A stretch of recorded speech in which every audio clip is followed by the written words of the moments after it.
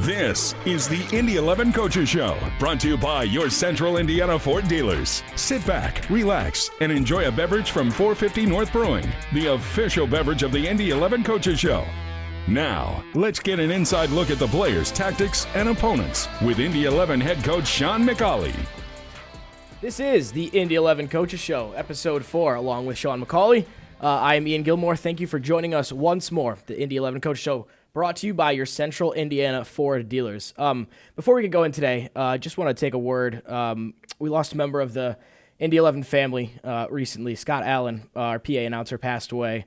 Not only was Scott a part of the Indy 11 family, but Indianapolis as a whole. I think if you've ever been to a sporting event at, Indy 11, the Fuel, the Indians, you've heard his voice or seen his face. And he was, a person that was a people person. I didn't interact with him a ton, but the one big memory I have with him is a couple times I've done, freelance camera work with the Fuel. And one time it was doing the camera that goes around the whole arena. So I kind of just followed Scott around and did all his on-camera hits that day, and just kind of seeing him interact with fans, with coworkers and stuff like that was really awesome. A people person for sure, and someone that always remembered your name and did things with kindness and joy. So taken from us far too early, and we will miss him very much around here. Okay, on to the show now. Coach, welcome again, episode 4. I wanted to ask you about, I think last week or the home opener of the women's season. I think you were there, right? Yeah. How'd you like it? How'd you enjoy it? Yeah, it was good. Like, great atmosphere. It was good. It was good to see so many people there supporting the team, and team's gone from strength to strength, and they're doing really well. I'm really pleased for them. You're always in Grand Park whenever, like, preseason, and then if it's raining or stuff like that, sometimes you'll be indoors. What was it like seeing kind of the fans packed in there for a game for a change? Yeah, like I said, the atmosphere was good. I think the supporters, wherever our supporters go, they create a good atmosphere. Yeah. So it was really, really good to see them all enjoying themselves. The result probably wasn't the best on that night, but since then, I think I might just be their unlucky omen. You got to stay away. Yeah, I've just got to stay away, and they scored 9 and 10 goals. So, no, I'm really pleased for them. Well, the one loss last year to St. Charles kind of spurred them on to a championship, so hopefully it's the same sort of thing. You've had a lot of success this month as well. And I want to talk to you. I think it's fair to say that some of this month's success, at least, is down to kind of the change in system that you've gone to. You came here with, I think, principles that haven't changed, but your kind of strategy to implement them has in terms of, just formation change. So can you talk me through the process that you have, especially as a manager, of kind of putting your maybe ideal system to the side and committing to a change that breeds success for the team? I think, as I've gone on in my career, you realize that, and the game's changed as well, that systems of play are now playing second fiddle to style of play. And you can see that with, obviously, the real elite teams. They play so fluid, and players have a freedom to go really wherever they want on the field. Whereas probably in my day of playing, back 80s, 90s, and maybe even early 2000s, there wasn't as much emphasis on the style of play and what you did, because everybody pretty much did the same. It was more about what system you played and how rigid you were in that system and how good you were at playing your system, i.e. 4-4-2, 3-5-2, whatever it was, and now it's more turned towards how you implement, how you want to play in terms of a style and philosophy and the attributes that you need to carry out that. Now, what has worked well for us is we have changed the system of that, because we've been able to, add an extra defender into the mix, which has allowed us to have more players running forward, which sounds crazy, but we've secured ourselves with one extra player at the back and allowed even more freedom for the people in front of them to go towards goal. Can you explain that difference a little bit more between system and style? So a system would be a framework, like that's what you build from. A style is what you do in that framework. So whether you play a back four, a back three, a back five, midfield two, midfield three, midfield four, front two, front three, wingers or inverted wingers, all that, the common one that Pep Guardiola's brought into the inverted fullback, which we'd never thought we'd see, but all these things. But wherever them players go on the field in that system, the style of play is still the same. So Pep Guardiola plays his inverted fullbacks, but they still want to keep the ball and out-possess the opposition. Liverpool, whether they play with a 4-3-3 or they change, and they would even bring in one of their fullbacks into midfield. Trent Alexander-Arnold would come into midfield from a fullback position. But the style was still the same. It was, get it forward, get it into the front three, run forward, and the Genga press, the counter press, what Jurgen Klopp used, never changed no matter what system of play he chose. So that's where the difference between system and style is. One's a framework to build from, and the style is basically how you adopt the key attributes of the individuals that you've got to make them work as a team. I think that'll help supporters kind of have a better look at the team when they're going, because I think that is it's, unless you're kind of involved at the higher levels of the game, that's not necessarily something that you look at when you're watching the game. So I appreciate that. And I also think that, going back to it, that the media and everything they read is about the system, not so much about the style. Because the styles,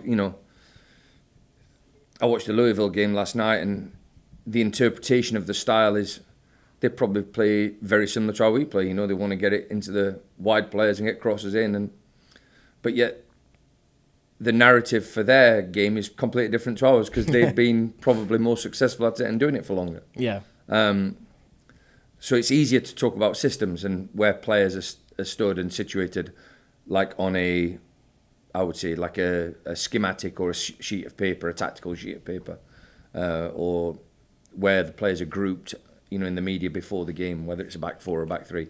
That's probably easier to come to terms with, and you're getting more information on that. The style of play, like I said, is when I first came to the club, I wanted to go forward and score more goals. And in the past in our club, we've probably wanted to possess more than create the scoring opportunities. Two different styles. You can play them out of both systems, but we've done all right recently with that, because I think we're the third top scorers in the USL, so we're pretty good at that. We've just got to get the other end sorted. Yeah. I think, too, kind of on your point of like being able to see certain things and not being able to see the style as much, especially if the style isn't necessarily being executed to the best of its ability, you're not gonna see it. No. As well. No, and if we say our group's trying to play with a certain style, and we'll make mistakes. Yeah. And it's interesting. I think it was one of the ex-Chelsea players, because they've had a lot of turbulence in recent years, Chelsea, changed managers quite a lot. And I think one of them said, Chelsea, when they were successful under Mourinho, very much knew how they wanted to play, and now they're trying to play like Manchester City. And sometimes Manchester City can't play like Manchester City. Yeah. So it's interesting. Everybody makes mistakes, and it's easier to see a system of play, and understand that, than it is a style of play. I'm going off on a tangent here again, but what did you think of the managerial change at Chelsea? In terms of, I guess, first getting rid of Pochettino and then bringing the Leicester manager in. I'm not big on managerial changes. I don't think unless there is problems in the background. I think Poch probably deserved another year at it. Interestingly, you hear these rumours and nobody knows what the truth is. But if Kieran McKenna's turned the job down, that's an indication of maybe what's inside. Now I understand, the new coach has got desires to work at the highest level, because he's done it before as assistant. So, if he gets his shot, I hope he does really well. Going back to us more so, I think you referenced one day kind of what you're doing now is similar to what obviously your best friend Chris Wilder was doing at Sheffield United, especially in that season when they finished 8th in the Prem. How much would you say that the tactics that you're kind of implementing right now are relatively inspired by what you've seen from that in the past? Yeah, I mean, speaking to Chris and knowing the first era of Chris at Sheffield United was unbelievable football, and everybody will say it was like, watching something completely different. And he got a lot of plaudits from the likes of Pep Guardiola and, like sort of reinventing the game. And this is all about personnel as well, because he's not been able to recreate that in his second stint at Sheffield United, even though they've played the same system. The style has not been the same because he's not got the same personnel. But the way he got his team playing in a attack-minded approach, where the centre backs do have license to go and overlap, and that was something that created a lot of scoring opportunities for him and a lot of crosses, and put the ball into areas where you can get goals, because you're adding that extra number in attack that people don't realise is coming. So yeah, it was a lot of that, but then again it comes down to personnel, and we knew that we'd got the players that could possibly do that, and we tried it, and it's worked well for us. And I think everybody in around the soccer landscape in this country wouldn't have thought Ben Ofemo would have been overlapping and setting people up and scoring goals, but is being able to do it, and we're really pleased. Yeah, I think when you've got a guy that's, what is he, 6'3", 6'4", and 200 whatever pounds, and he's just flying down that right channel ready to swing balls, and it's awesome to see, especially if you're a supporter of this team. Yeah, it's and it's not nice to see if you're an opponent. That's, if you're looking at that wave of attack coming at you, it can be daunting. But yeah, they've done really well, the players, on adopting that tactic. I think it's been cool kind of seeing him or both Bens on that right-hand side kind of making that connection as they kind of came over in the same transaction, have been having some success. It has been a wonderful month, and it's good that we do these at the end of months, because now we get to talk about a whole month of May that was only wins. I've never been a part of a team that where that has happened before. I mean, I feel like this probably has to be up there with some of your better months that you've had in your career. Yeah, of course, and we're under no illusion that it's going to be difficult to recreate that type of success all the time. But the one way we're going to try and do it is that's gone. What's in the past is gone, and like always, if we get beat, the next game's the most important one. And when you're winning, the next game's the most important one. So we try and put that to bed, and we keep them on task as much as we possibly can. And we've got a really tough month coming up with 2 away games to start and then 2 tough home games. How do you feel that has been successful, I guess, in terms of keeping them onto the next game? Good. I mean, we set a points target and we're not at that yet, so that keeps us focused and on task. Do you mean in total or like on track? For each month. Okay. And we're just behind it. So the last month has basically caught us back up with the points that we dropped in the first 2 months of the season. I will say the first 2 months of the season, probably our performances weren't that much different, in terms of, being in games to try and win them, but we just didn't get the break, and we didn't get the bounce of the ball, or we didn't finish as chances, maybe let too many in too easily. But it wasn't so far away from what we're doing now. It's just that we didn't get the points. So getting the points now has got us up to an area where we can keep on track and keep trying to claw back what I feel we need to make sure we finish in a strong position to go into the playoffs. Yeah. We'll go and recap many of the games. Before we do that, speaking of good things, today from 450 North Brewing Company, we have another one of the slushy double XLs. This one, I believe, is a slushy blender, and it is called Banana Boat. You can't miss it. Yellow wrap on the can. Banana. That's a word I don't know. Oh, man. Calamansi? Banana, calamansi, orange, peach, and coconut. I think you've got it right there, calamansi. Okay, we'll take that. We might look up what it is afterwards. I don't know what it is, but I think you've got it right. It tastes good, so we'll leave it there. Is it the calamansi you can taste? Yeah, that's what it's got to be. I thought it You can definitely taste the banana in the Banana Boat, I'll tell you that. Okay, so the month started with a 1-0 win against Monterey Bay, and you just said performance is not that different from the start of the season. That didn't feel, at least to me, didn't feel that dissimilar from the Oakland game.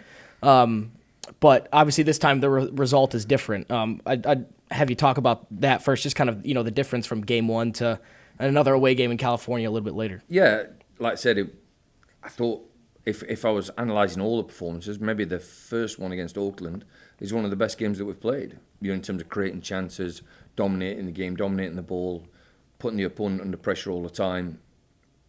But we didn't get the result. And Montreal was pretty similar. I thought we started really well. They had a spell in the second half. Hunter made a good save, and we defended a little bit deeper because they were on top of us. And then obviously we came with the goal in the last sort of couple of minutes. I was really pleased for Elliott because he's done fantastic for us coming off the bench. Yeah, he was the next thing I want to talk about. He has, like you said, featured mostly in appearances off the bench. But I feel like that just him scoring in the winner in that game is kind of like a good picture of the person he is. He's always ready to give everything, no matter the role. And I think we saw that against Phoenix too, of him not scoring or assisting, but winning the free kick for Jack's winner. How has he been inside the walls that people don't see on a day-to-day basis? His attitude is first class. He's what you would call a leader, even though he's not a captain. He's got a good knowledge of the game and a good understanding. And he can pass that experience on to the younger players. He's really good at that.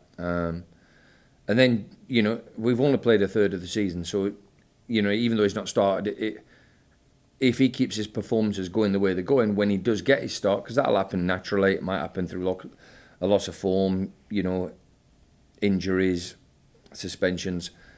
If he keeps going the way he's going, when he gets his start, he'll take that, and I've no doubt or hesitation in saying that he's going to be good for us.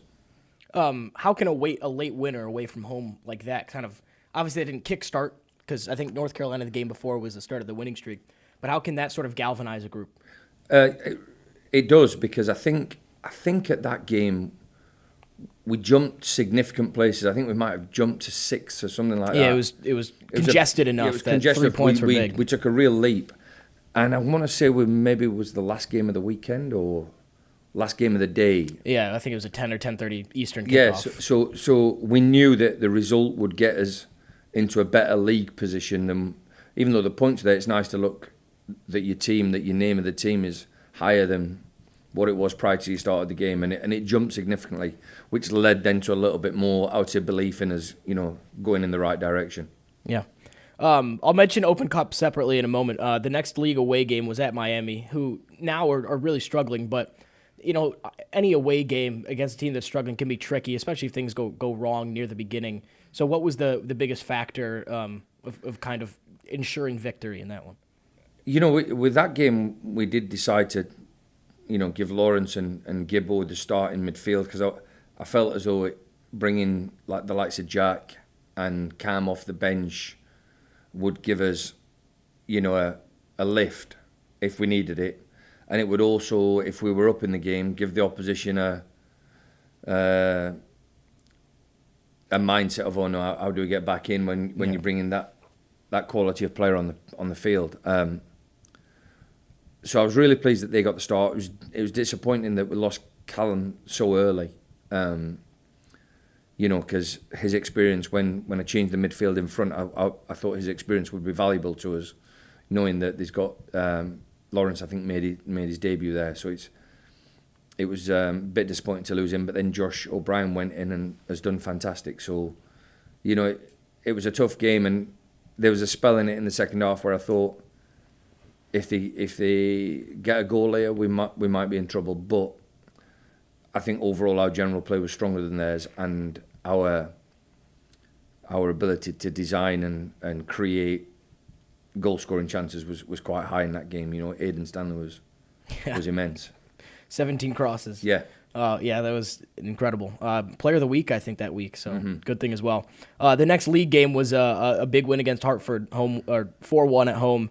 Another one where the start was just blistering. A penalty within like 80 seconds or something like that. I wasn't at my spot with my camera yet, so I had to sprint down there and make sure I got the video of it. But then the goals just continued to come. Another one where it was like, one came and then the second came, and it kind of just felt like it was going to keep coming and keep coming. Yeah, yeah. Like I said, that's momentum and belief that took us there. I think Hartford will do okay from now towards the end of the season. I think they've got enough players, good players, to cause teams problems, but they're having a little bit of a bad run and a little bit of a lack of belief in goal scoring.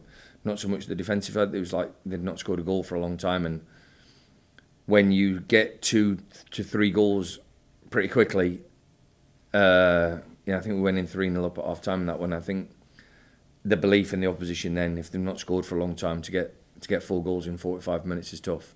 Yep. In the next league game was the most recent one. It was against the defending champs, Phoenix Rising. They're the ones that scored early that time, but it was kind of a gritty effort to come back and win that one. Yeah, and this is where, we go back to the systems and the style of play. They play a possession-based game, probably similar to what we played last year. So it can look as if you're not in the game, because you don't have a lot of the ball. But coming after it, we win 2-1, and their expected goals was 0.46, and ours was 1.46. So when it comes down to it, you've got to score goals to win games. And I was really pleased with the players, and I will say the supporters as well, and everybody associated with the club, because when you don't have a lot of possession of the ball, you sometimes can panic, and you can sometimes get anxious and make mistakes and lose concentration. But I was really pleased with a group of players on the pitch that didn't crumble to the fact that the opposition weren't creating many chances. We didn't start chasing things to give them chances or give them areas to play in, which are more dangerous than what the areas they were playing in. So for me, that was a big, big plus that we got through that game with a win, and we were able to reflect on it afterwards and say, show the stats of them having 62% possession of the ball, but yet not having any real chances at our goal. I think that becomes like a bigger story if it's like obviously just a league that gets talked about more with halftime shows or pregame shows or stuff like that, where they need something to talk about and they start talking about possession. Not as much so with our league, I think, but I think you've had enough experience where you don't really care what the outside people think. But how do you go about keeping that out of maybe players' minds, or even you don't have to keep it out of fans' minds, but maybe them as well. Just believing in the fact that what you're doing is working. I mean, facts will prove it at the end of the season. There's nothing we can do during the process. You could probably say to them, at this moment in time, you're the third highest scoring team.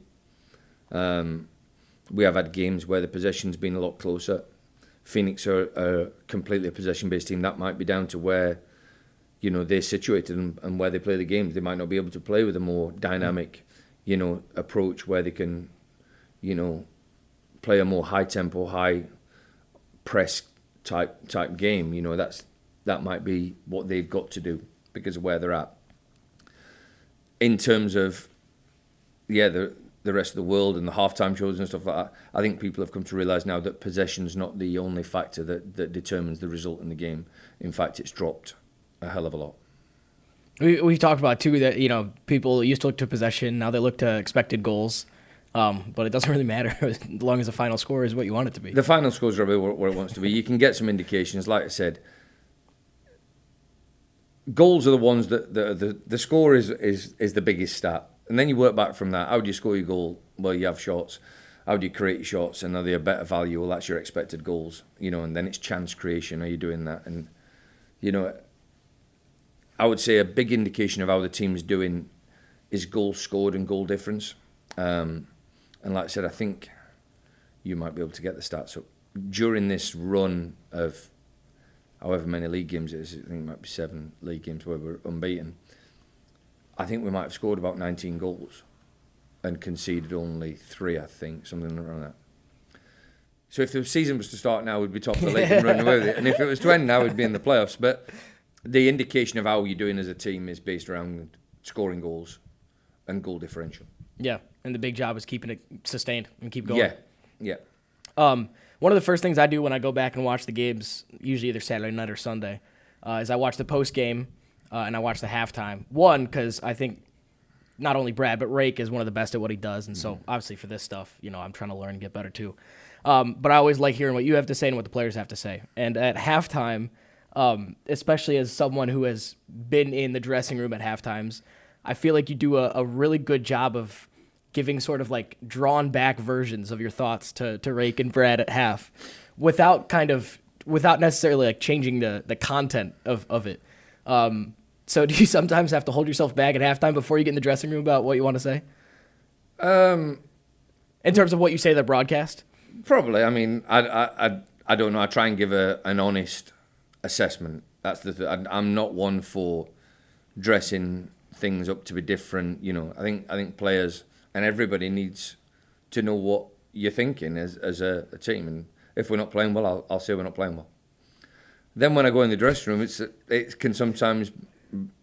I understand that you've got to look at the mindset of the players as well, and you sometimes the players need a reminder of what opportunity they're missing, of what opportunity they could let go if we don't stay on task and on track. And other times they'll need building up, even though they might need to see the positives in the game, even though we've probably had a negative 45 minutes. I would sometimes prefer to focus on the positives of it to keep going with that, because I believe that'll get us back in the game. And however, and because you spend a lot of time at the training ground, whatever is said and done prior half-time training, I will never ever hold a grudge against anybody. I'm too old to fall out with people. And once things are said, they're said and they're done. That's just the way it is. I think especially players can tell it's getting them to an objective. Mm-hmm. Nothing is coming out as like a personal thing or anything along those lines. So you said sometimes you try to focus on the positives, sometimes maybe not as much. What kind of tells do you have on what the players need in those moments? Is that just a situation to situation? For me, it's situation to situation, but really, really simple. And the longer you're in the game, you understand that, you're going to get beat. I understand that. And if ever we're beaten by a better team, but we've played well, I can accept. If we get beaten by the better team on the day and we've not played well, I'm not accepting that, ever. And I thought half-time we weren't playing well. So, it's interesting because we did play well in certain aspects of the game, but we didn't do it for long enough. Like you said, we didn't press for 90 minutes. Because they didn't have the ball for 90 minutes. Yeah. Okay, Open Cup run. Before the Detroit game, it was a 2-0 win against San Antonio at home, but home that day was the Selleck Bowl at Butler. Again, an early start that really got you through things. That's another one where at halftime you're up 2-0. You probably got to keep the foot pressed down. It ended 2-0, so I think that can be said that was true. But in a game where maybe they bring young guys on, I feel like it can be easy to switch off in those games. How did you keep that from happening?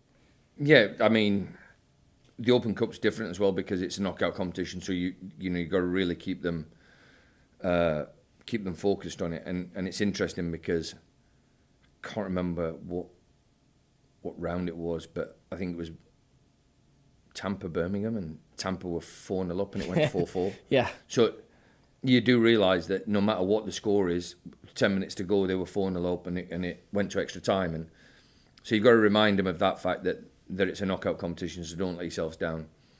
And you've also, like you said, when a team sort of does think that maybe the race is run and they're concentrating on the game after and they bring young players on for experience, that can sometimes work against you, like you said. And I think during that game, our mindset was always to take off the players who we need to take off. The one thing I remember about that game is Eunice went onto the field and lost a contact lens and couldn't see anything. Then had to come off the field. So it was a little bit choppy towards the end. I would have preferred us to get a third goal and make it a little bit easier, but it seemed to me that there was a few wrinkles thrown in that we had to manage. But the players did great and come away with the 2-0. The Detroit game was a little different, but the result was the same. When we played in March, it didn't feel like there was a ton to separate the sides.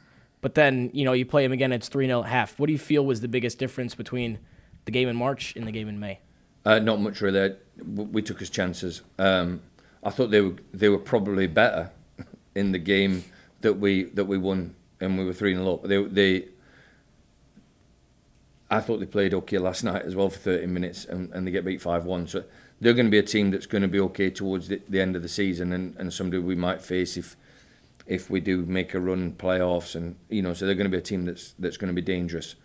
With a Detroit team, no matter how many you go up, you know that they've still got fight in them. Yeah. A little bit like the game that's coming up this weekend. So we had to make sure that we took care of business, and like I said, we scored at the right times against them. But you take your chances, and that can change the games. And I was really pleased.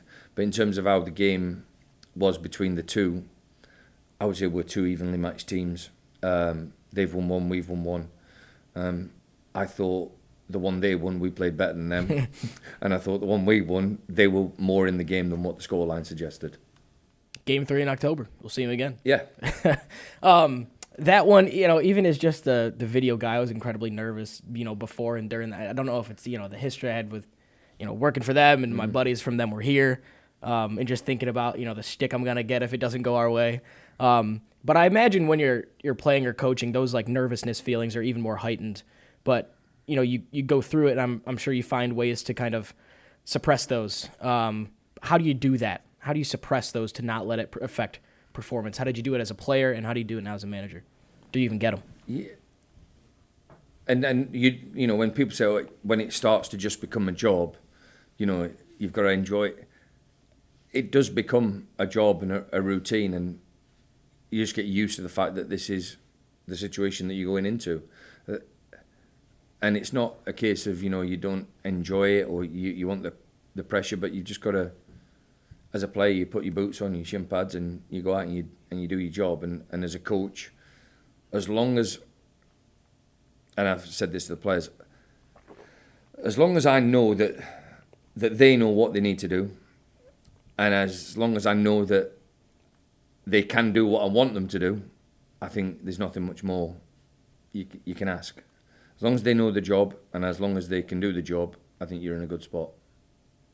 How excited are you to go down to Atlanta and try to beat an MLS team for a place in the semifinal of the Cup? Yeah, really, really excited. And like I said, forget the opponent. It's the opportunity to get to the semi-final. We're in the quarterfinal now, and the achievement of getting there is really good. But we'll be really disappointed if we don't give a good account of ourselves and try and make it through to semi-final. There's no reason why we can't. It's a one-off game. And like I said to you before, if they play, all of their World Cup winners, $15 million players and all that, we're going to have to compete with them, and they can have a bad night and we can have a good night. If it's a different team, then we'll manage and play against what's put in front of us. But the objective is to win the game to get to the semi-final. What do you remember from playing against Atlanta when you were coaching in MLS? The difference, what they are now, I mean, when we played against them a few times, they had an unbelievable midfield. I mean, they've got good midfield players now, but Darlington Nagbe made a huge difference for them. And having worked with Darlington, I know what a special talent he is. Yeah. And, the field there, I don't think we're playing on that one, but the field there in the football stadium can get really, really, really big very, very quickly if you're not careful. As in, they can move the ball around and find spaces because it seems it's huge. That's what I remember playing against them. Now, they had a great result last night. We'll watch them again leading up to the game. We'll re-watch the Charleston game because that was like a cup game where they rotated the squad. We know that they're away to Salt Lake prior to playing us. They're away to Montreal after playing us. So we've got to take into account and look at all the other potential individuals that might come into the team. And like I said, once we get that, which will be an hour before, our mindset won't change. I'm looking forward to it. I can't wait. All these wins right now means that, the players that are playing right now are flying. But that also means that it's harder for the guys in the fridge to break their way in, I think. And one result of that is Ethan O'Brien's loan to Huntsville. We've seen the value this season of bringing players in on loan, especially with Hunter Solt, Tega Koba, Lawrence Wooten. But on the other side of it, sending someone out on loan. What do you hope to accomplish doing that? He needs game time. He needs more time. We got him on the field at the weekend for the win, and I was really pleased he got on. But he needs more game time. That's the important thing. And we don't have a reserve team. It's very difficult to get a full physical game load into training when half the group are recovering and the other half are trying to get minutes in that'll allow them to maintain fitness for games. So the best way to do it is get games, and I feel as though that's a really good environment for him because they are in need of his position, so I think he'll play. And we've got a recall, so if we went down a couple of bodies, we can bring him back. But his attitude's first class, and he's got potential to be a good player. He just needs to now get some more professional games under his belt to be able to take the next step. And finally, we saw a successful month of May. What to you will constitute a successful month in June? We need to have a really good opener to the month. We need to do really well on Saturday. And the two games, depending on how this, the two away games are so important for us. And I know because every home game we want to win. That's a given. But the two away games we can't switch off, and the reason being, if we get a result in Pittsburgh, we go 10 points ahead of them.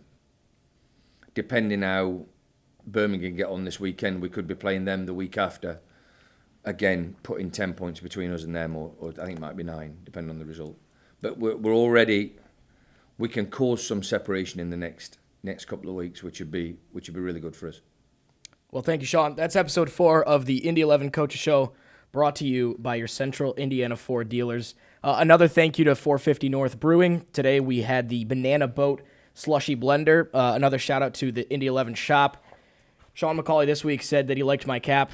You can go get yours at the shop, indy11.com. Another thing, if you're listening to this on Spotify or Apple Podcasts, me and Sean got our haircut specifically for this episode this week, so you should be watching on YouTube. Go do that now or the next episode. Again, thank you for joining us, and we'll see you next time. Wait 1 second. Sean's got one more thing.